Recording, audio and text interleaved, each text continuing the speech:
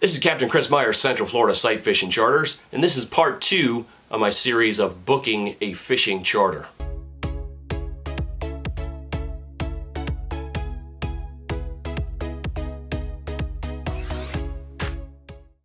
In part 1, we talked about how to find your fishing guide, a lot of things you want to ask your fishing guide when you're contacting him for the first time so that you're sure that you're getting the kind of fishing charter experience that you're looking for, whether this is on a boat, whether it's in a canoe, whether it's wading in a river. All these things that we talked about in part 1 are going to apply to your fishing trip, so check out that one if you haven't and come back and watch this one, which is going to be about what to do right before and the day of your trip. Right before your trip, usually the day before, you're going to want to contact your guide and finalize the plans of exactly where you're going to meet, exactly what time, what you're expected to bring again, and what the guide is going to provide for you. So we want to verify those things. Don't bring a whole lot of stuff that you didn't warn the guide you're going to have.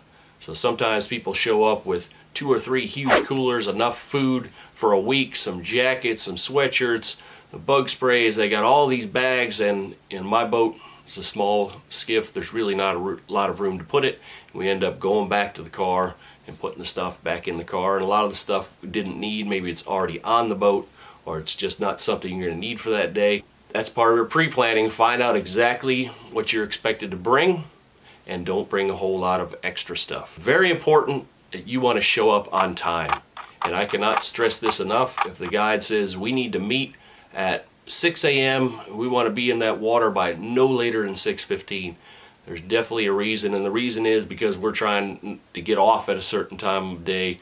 The reason is we want to get to those fishing spots before somebody else does, or maybe that's the perfect time to catch the fish at a particular spot. But I couldn't begin to count the number of times where people showed up late and we had to drive by and say, there's the spot over there, and look at the 2 or 3 other boats over there catching fish, where that could have been us had we been on time 10, 15 minutes ago. Even 5 minutes may make the difference between somebody else getting there before you. If your guide gives you a time, try to show up even a little bit before that time, since you're really not familiar with the area. Earlier is better. I've never had caught less fish because we showed up early, but I've definitely missed out on fish because we got to the spot late. And once you get to the ramp, your guide's going to either put the boat in the water, or the boat's already in the water, whatever the case may be. You're going to get on board, stow your stuff, then we're headed off to the first spot. If you have not fished very much in the past, one thing that every guide wants you to know is that we do not have a magic wand where we wave it around and the fish come running over to us dying to get on the hook, and they're fighting each other to bite your hook. Even the most experienced fishing guide in the world does not have this power over the fish. We're going to do everything we can to put you in the best position to catch fish, and if you think your guide isn't doing that, then that's the subject for later on in this video. But just about every guide I know wants you to catch fish as much as you want to catch them, and we're going to take you to the best spot and give you the best options for catching those fish. Lots of times on charters and in talking with other guides, you will say, well, my client today said, what do you think? Shouldn't we be going over here? Shouldn't we be going over there? You know, should we be using this bait, and should we be using this hook? And unless you're fishing there yourself on a regular basis, there's a pretty good chance that the guide knows what's going to work best for that area.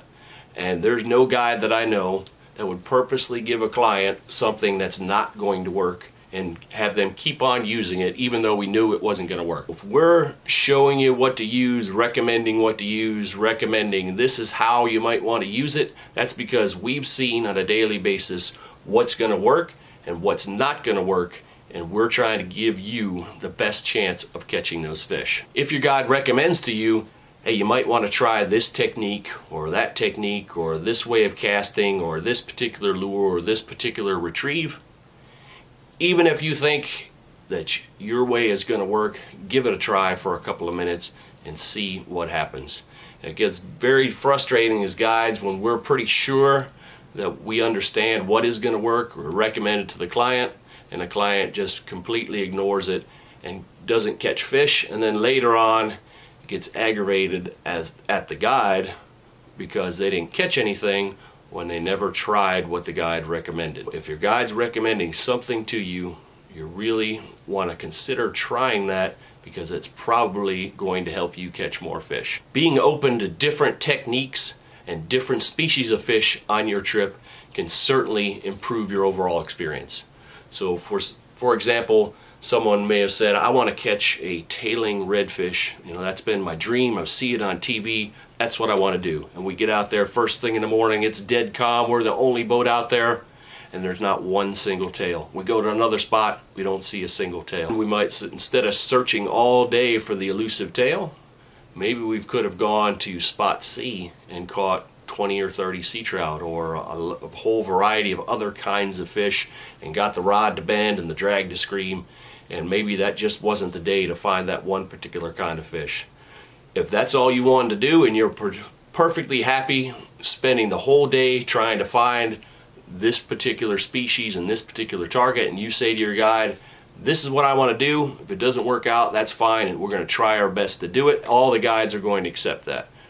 But if you say, I only want to catch a fish over 30 pounds, and that day we can't find those giant fish, but we could have got you a whole bunch of other fish, and then you leave disappointed because you didn't catch anything at all because you only wanted giant fish, consider some other options on your trip and be flexible while you're on that trip.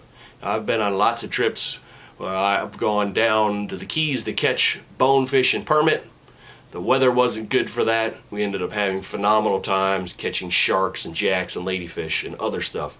It wasn't exactly what we went there for, but we adapted to the conditions and the bite and took what was given to us and had made the best of it. Now that your trip is winding down and you're heading back in and it's time to pay the guide, and we come to the subject of tipping. So it's kind of a subject comes up a lot in forums, and people will even ask us as the guys, are we supposed to tip you? Which is kind of an awkward question. Like I would ask the waiter when I went out, hey, should I tip you or not? Well, who's going to say no, I don't want to tip? So no guide that I know certainly requires a tip or even expects a tip. We're glad when we get that tip, and we try to do our best to give you the best experience so that you're going to want to say, hey, this is the price we agreed on, but I had such a great time that I'm going to offer you a little bit more, just like you would at any other service industry. So if a fishing guide is a service and he's providing you a service, if you enjoyed that service and you think it's worthy of a tip, every guide is going to appreciate that tip. If you're going on bigger boats that have multiple people working on them, some of those people may be working for only tips. So if you're going on an offshore fishing charter, for example, and they have the captain driving the boat and the mate who's baiting the hooks and rigging all the stuff up and tending to the lines and helping you with your fish, that guy is usually working for a very small fee and sometimes only on tips. So if he did a good job for you and looked like he was working hard, be sure to always tip those guys on the offshore boats. If your guide was just one person, whether it was a guide in a fly fishing river, a flats fishing trip, trolling on the Great Lakes, no matter what the case may be, if you thought your guide came with a clean boat, nice equipment, he took the time to try to offer you the best experience he could, and he actually worked. He didn't just sit there, play on his phone all day and say, here, throw it over there and wait and see what happens. If your guide was actually working to get you the fish, even if you didn't catch a bunch of fish or the biggest fish that you wanted, the guide really doesn't have control over that. So base your tip on how hard that particular individual worked to give you a quality fishing trip. What should that be? It can vary from 10 to 20%.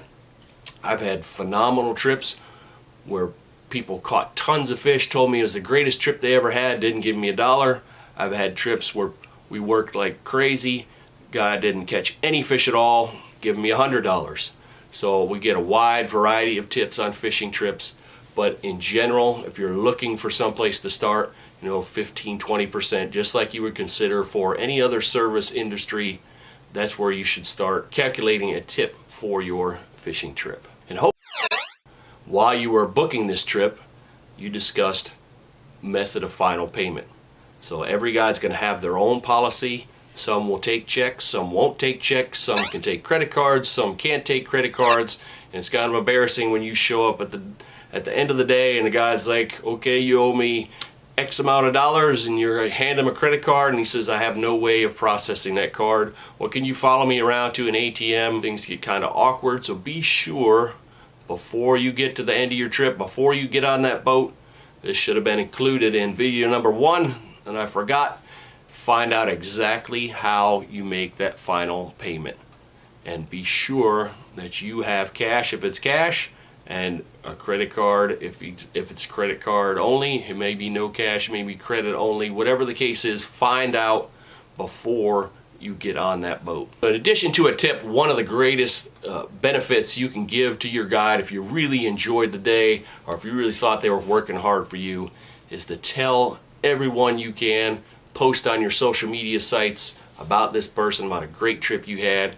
Do a review on TripAdvisor or Google or whatever service you use.